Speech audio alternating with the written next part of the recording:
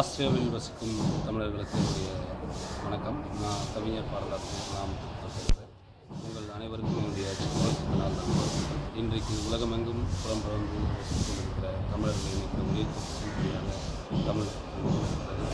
குறிப்பாக தமிழ் திரைப்பட பாடல்கள், இந்த திரைப்பட பாடல்கள் மொழியான தங்கள் நெருக்கத்தை தாங்கள் தொடர்ந்து குறிப்பிட்டுக் வருகிறோம் என்று இருக்கிற தமிழர்களிடம் மகிழ்ச்சியுடன் பகிர்ந்து கொண்டிருக்கிறார்கள். அந்த வகையிலே இந்த சித்திரை திருநாளில் அடுத்த தலைமுறை குழந்தைகளுக்கும் நாம் தமிழ் சொல்லிக் கொடுப்போம். தமிழை அழியாமல் காப்போம். மீண்டும் உங்கள் அனைவருக்கும் இந்த சித்திரை திருநாள் நல்வாழ்த்துக்கள்.